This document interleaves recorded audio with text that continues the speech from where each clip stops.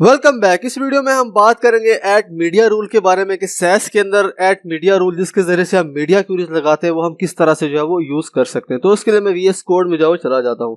So guys, तो मैं यहाँ वीएस कोड में आ गया। तो यहाँ पे सबसे पहले मैं क्या करूंगा, मैं यहाँ पे जो है वो एक क्लास बना लूंगा as a selector and then इसके अंदर कुछ प्रॉपर्टीज जो है वो डिफाइन कर दूंगा। फॉर एग्जाम्पल मैं यहाँ पे विड्थ डिफाइन कर देता हूँ 100% एंड देन उसके बाद मैं यहाँ पे मिनिमम हाइट के लिए प्रॉपर्टी डिफाइन कर देता हूँ मिन हाइट एंड देन यहाँ पे मैं हाइट रख लूंगा 400 पिक्सल एंड देन उसके बाद मैं यहाँ पे फॉर एग्जाम्पल की बैकग्राउंड कलर जो है वो सेट कर लेता हूँ। मैं यहाँ पे सेट कर लेता हूँ क्रिम्सन एंड देन उसके बाद मैं कोई प्रॉपर्टी डिफाइन कर देता हूँ। मैं यहाँ पे फॉन्ट साइज जो है वो डिफाइन कर देता हूँ। मैं यहाँ पे फॉन्ट साइज जो है वो लिख लेता हूँ 30 पिक्सल।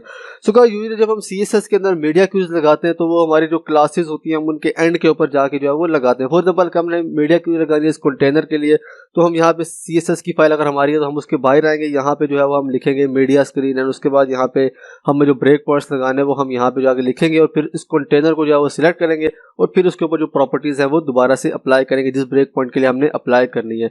लेकिन सैस के अंदर हमारा जो सिलेक्टर हमने बनाया, फॉर एग्जांपल हमारा एक कंटेनर नाम की जो क्लास का सिलेक्टर है, हम इसी के अंदर ही जो है वो मीडिया क्यूरी जो है वो लगा सकते हैं। तो उसके लिए हम क्या करेंगे, मैं सिंपली यहाँ पे जो है वो लिखूंगा add media screen and then उसके बाद एंड देन उसके बाद हमने जो ब्रेक पॉइंट डिफाइन करना है वो हम यहाँ पे जो है वो डिफाइन कर देंगे। तो मैं यहाँ पे फॉर एग्जांपल यहाँ पे डिफाइन कर देता हूँ मैक्स विड्थ एंड देन उसके बाद मैं यहाँ पे 768 पिक्सल जो है वो लिख देता हूँ एंड देन सिंपली उसके बाद हमने यहाँ पे कोई क्लास वगैरह दोबारा से नहीं लिखनी, हम सिंपली यहाँ पे जो हमने प्रॉपर्टीज न्यू डिफाइन करनी है वो हम यहाँ पे जो है वो कर देंगे। फॉर एग्जांपल मैं यहाँ पे उसकी जो विड्थ है वो 50% करना चाहता हूँ, हाइट को मैं जो है वो चेंज करना चाहता हूँ, मैं यहाँ पे जो हाइट होगी उसको कुछ नई वैल्यू देना चाहता हूँ इस ब्रेक पॉइंट के ऊपर, मैं यहाँ पे 200 पिक्सल जो है वो लिख लेता हूँ।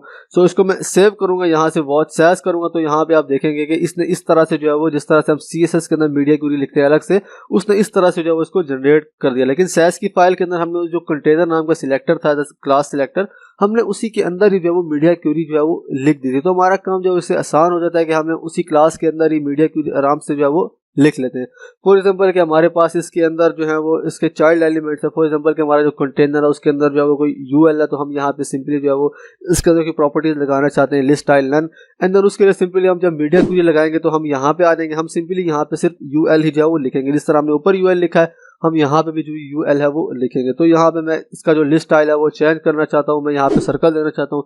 सो इसको मैं सेव करूंगा तो यहाँ पे आप देखेंगे कि इसने जो कंटेनर के अंदर यूएल था इसने उसको ऑटोमेटिकली यहाँ पे जो है वो सिलेक्ट कर लिया। तो हमारे से काम आसान हो गया कि हमें यहाँ पे बार बार जो कंटेनर नाम की क्लास है या और नाम की क्लास है हमें साथ जो है वो लिखनी नहीं पड़ी। हम सिंपली जो मीडिया क्यूरी लिख रहे हैं और प्रॉपर्टीज डिफाइन कर रहे हैं, मतलब जो पेरेंट क्लास होगी वो खुद ही आ जाएगी और फिर उसके चाइल्ड एलिमेंट है उस पेरेंट क्लास के, वो सैस जो होगी उसके साथ ही क्लास जो है वो ऐड कर देगी जब हमारी सैस की फाइल जो है वो कंपाइल होगी सीएसएस के अंदर।